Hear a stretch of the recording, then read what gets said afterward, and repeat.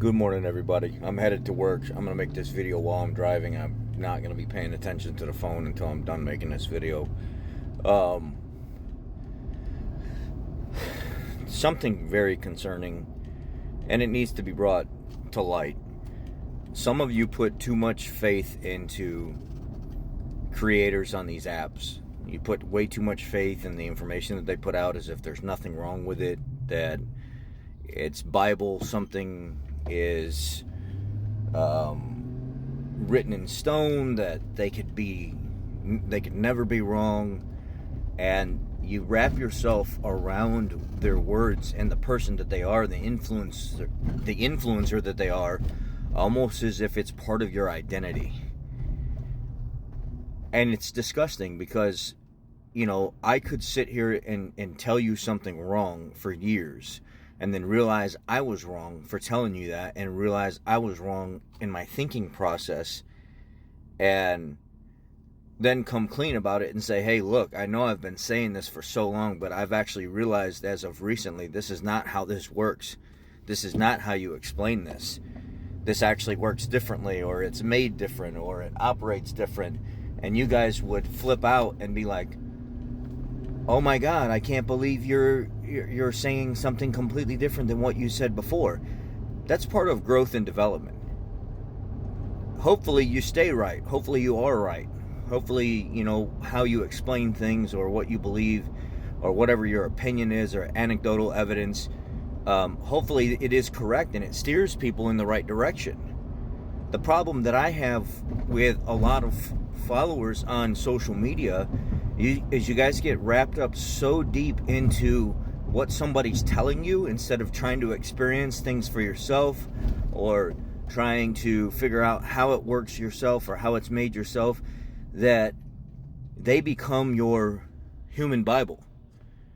And it's disgusting. I put out a video recently talking about how adding a bunch of additives to your oil, your feel-good additives, it's just a waste of money. The only reason that you would add additives to an oil that's already well formulated is if you're trying to chase a problem, baby a problem, get something to last a little bit longer before you actually fix it. Like in my Suburban, that engine's been totally resealed. What's the one thing that I didn't reseal in that engine? Because it's going to take some time for me to do it. It's going to take the better part of a Saturday for me to do it. And I've got to go to work on my time off to do it. The rear main seal. Everything else has been redone. I mean, valve covers, oil pan, everything that can be replaced that was leaking has been taken care of. Well, now I have a rear main seal leak. There's a product out there called AT205. It's made for stuff like this. It's to help soften those seals up some, cause them to seal a little bit better, and it's been known for years to work. Am I going to dump that product in my oil to see if it actually helps seal up my rear main seal? I absolutely am. I don't have time to go spend 6, 7, 8 hours to pull a transmission to replace a rear main seal on a Saturday when we have a new baby at home. I just don't have it. So am I using a product to doctor something up, to baby something along, to kind of get me into a later on in the year where I have more time, the baby's a little older, mom's doing a little better? Absolutely. But I own up to that. I realize that I'm putting that feel-good product in there that I will get a result out of, but it's not doing anything for the rest of my engine other than babying this issue that I have. Now, I put out, like I said, a video recently talking about these feel-good additives that people dump in and make them feel good about it, but it's not really doing anything for the engine. Like the Lucas oil stabilizer stuff. If you don't have a tick problem, an oil pressure problem, some kind of internal problem that you're trying to baby, I don't see the need to run Lucas oil stabilizer, just for the simple fact that it's got no additive pack to it at all. It's a really, really thick molasses-based oil that people claim leaves a coating on the parts inside the engine, which helps better with dry starts and stuff like that, which I get. But when you dump it in engine oil, it actually pulls away from the very pack and property that those oils are built with, that they're engineered with. It's already been shown.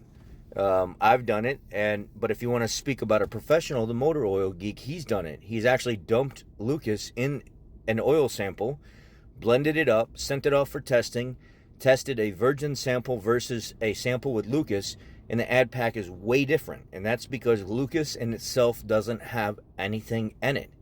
It's only there to leave some kind of fluid film behind, if it even does that, and to baby something along. Now, if you had a lifter or a crank bearing clearance issue or something like that, I could see using it if you were trying to get just baby it along. Or why wouldn't you just go to a thicker oil?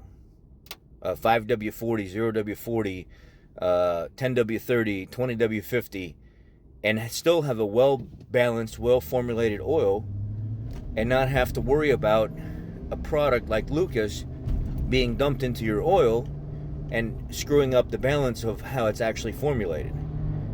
Now, I talked about this and some people came unglued. They were absolutely livid about what I was saying, because they're like, oh yeah, but you recommended Marvel Mystery Oil, you recommended this, and now you're saying additives are feel-good. Additives are feel-good dump-in additives. The majority of you are using it for that. It makes you feel good. You don't know that it actually makes anything better. Anecdotally, you get a half mile more per gallon every once in a while. That can come from spirited driving and non-spirited driving. You can make up that little bit of a difference. But my point is, you're putting too much effort. That alone tells me, because I said Marvel Mystery Oil is a good additive. It actually does help lifters and fuel systems and stuff like that. But in the grand scheme of things, it doesn't leave the oil in a very, very well-balanced state. It actually will take away from the very properties of how the oil is balanced. So where would I use Marvel Mystery Oil? Regular and synthetic. I dump it in the fuel. It absolutely works phenomenal in the fuel. If I had a lifter problem and I was getting a little tick-tap going on and I needed to address that, I'd dump some in my oil for that. But would I dump it in every single oil change that I did and run it the entire time? No, I wouldn't. That's not something that I would do, honestly. I've learned over the years that dumping additives in oil disturbs the very balance of how they were formulated.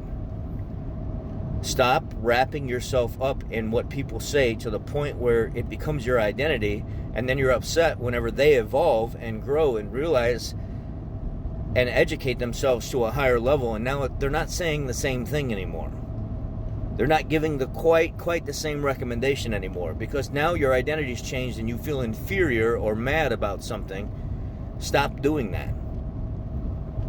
You guys make yourself seem desperate to fit somebody else's identity, or their words become your identity, and then you want to argue with everybody else. No, but Ford Boss said, or Motor Oil Geek said, or Nate said, or Project Farm said. Stop. It's pathetic. It makes you look like a sponge that's trying to soak up everybody else's education other than going out and trying to research and formulate your own education on how things work. It's absolutely disgusting. And then I have to sit here in the comment section and say, no, I said there is a purpose for these additives. I don't believe they should be used in every single oil change. There is a purpose for them. You can use them in specific situations. This is not a situation where I would be dumping this in every single oil change just because. And that's where I'm at. That's what I'm sticking to, and I'm not changing it. It's just you guys have to evolve with the person you're watching. Instead of them becoming your identity, start becoming your own person and researching and doing things and testing things for yourself. Use what the influencer, the creator of the whatever program you're watching is saying as a tool to help formulate your opinion, but it should not become your identity. Thank you.